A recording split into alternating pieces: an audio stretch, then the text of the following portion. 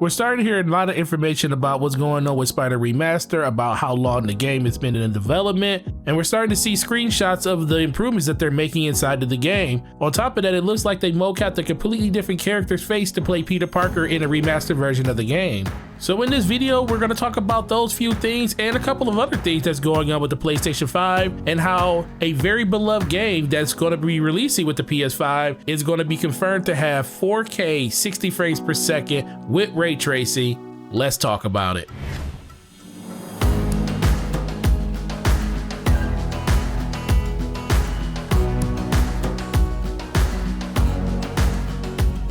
What's going on, ladies and gentlemen? It is your boy Forte, and thank you for checking out this video. Please hit that like button and please hit that subscribe button, and make sure you head over to Twitter. Follow me over there. It's the best place to interact with me as a gamer, so we can talk about the things we don't talk about in this video. With the release of the PlayStation 5 coming on November 12th, a lot of people are looking forward to the next version of Spider-Man, which is Miles Morales, that is coming out day and date with the system. On top of that, there will be a voucher that is included with the game if you buy the $70 version of the Ultimate Edition that will give you the remastered version of the Marvel Spider-Man game that released on PlayStation 4 back in 2018. So today we got a reveal trailer that shows off all of the different things that they did to make the PS5 version of Marvel Spider-Man a reality.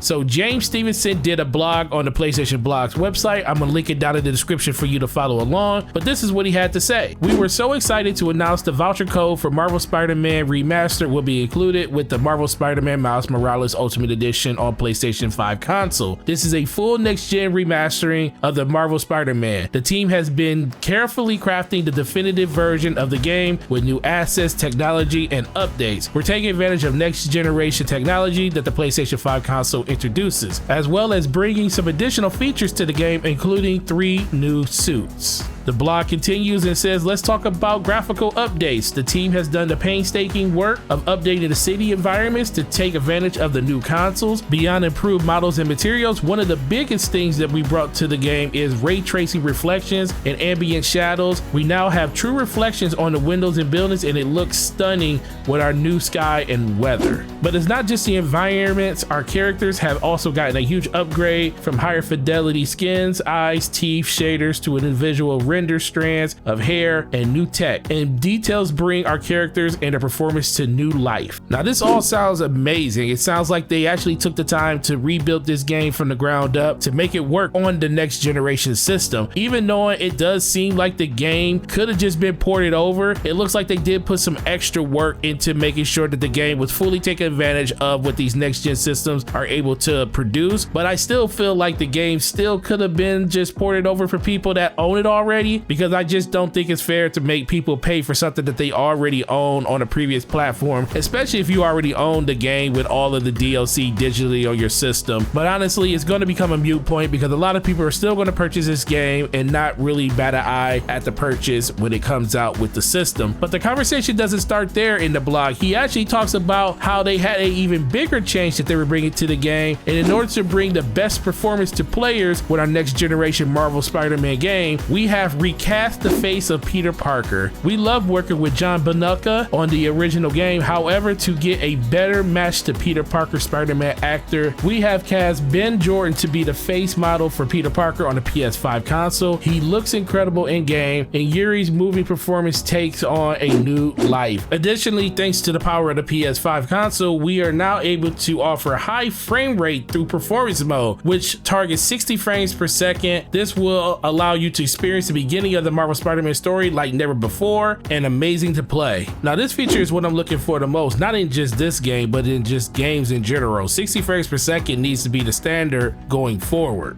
Now 4K, that's gonna be nice, but what are we doing that's gonna make gaming different in 2021 when it comes to these brand new systems? If we can't get 4K max settings at 60 frames per second, just step it down to 1440p and give us max settings that still run at 60 frames per second. I think that's a great compromise because a lot of people play at 1440p on console, and I think 1440p looks goddamn good as long as you have all of the assets turned up along with it to complement it. And going over to the final thing that he talked about in the blog, he talked about how they were taking full advantage of next generation PlayStation features like near instant load times, spatial 3D audio on compatible headphones, and a revolutionary DualShock controller haptic feedback and adaptive triggers. We also brought new photo mode features to the game that we developed for Marvel Spider-Man Miles Morales. You can now place lights in environments and change the spider suit after you line up your shot. And of course, they added more suits to the game, which the amazing spider suit will be part of the 3 suits that they will add to this game in this remaster when you purchase the Ultimate Edition of Miles Morales on the PS5. So what do you think about this? Do you think it was a great idea to go out and mocap a completely different Peter Parker's face for Marvel Spider-Man on PS5? Definitely want to hear what you got to say in the comment section about that. Also, what is the most important feature you're looking forward to in Marvel Spider-Man on the PS5? Definitely want to hear from you down in the comment section on that. Now, there is one more Spider-Man topic I want to talk about before I close out this video, and it's how Miles Morales for the PS5, you will be able to move your save state across both platforms between PlayStation 4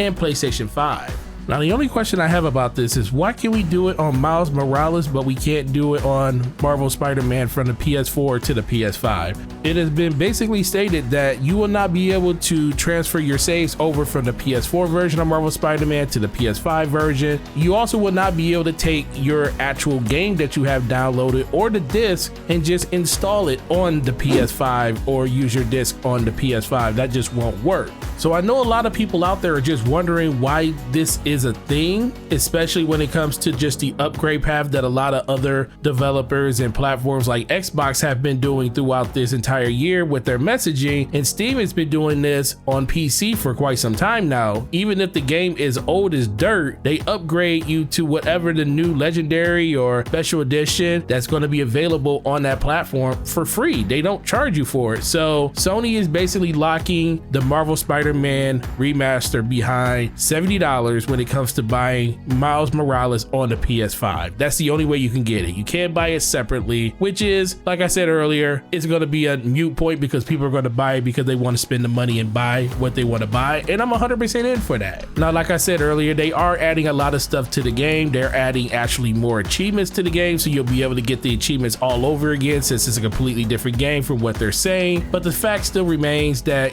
you can't transfer anything over, and some people are going to say, well, why would you want to transfer saves over if you're going to replay the game anywhere? And that's a good point, but a lot of people sometimes just want to jump in with the character that they already have and go around and swing through the city with their OP character and just have fun in the city. That might be something that a lot of people might want to do. Some people might decide to finish out the platinum trophy on the PS5, so that's something that they won't be able to do on the PS4 version unless they go back and do it on PS4. So we have gotten a lot of information around Spider-Man on PS5. A lot of people aren't going to like the information that they're hearing, but guess what? If you want to buy the game on PS5, buy the game on PS5, because if it's a game that you enjoy the game. Don't let stuff like this deter you from purchasing what you want to purchase. I do think it sucks, but this is something that consoles have been doing forever. It's just this generation where Xbox has decided to buck the trend and say that all of your games are going to be updated for free, and a lot of the third parties are following suit with that along with them. So PlayStation seems to be kind of on an island by themselves on this, so I really can't be too mad at them. But overall, do what you need to do. If you want to play the game, buy the game. Other than that, you still have it available on PS4, and you don't have to buy a PS5 to play this game because Miles Morales is available on both systems. So guys, I really truly appreciate you sticking with me through this video. Just wanted to give you guys something on the PlayStation side that you guys can mull over. Truly appreciate all of the support that I've been getting over the course of the last few weeks. Make sure you hit that like button, and make sure you hit that subscribe button, and make sure you hit the bell notification, because that definitely helps out the channel a lot. It lets you know the next time one of my videos go live, and I really appreciate you guys, and I will talk to you guys in the next video. Have a good week. Peace.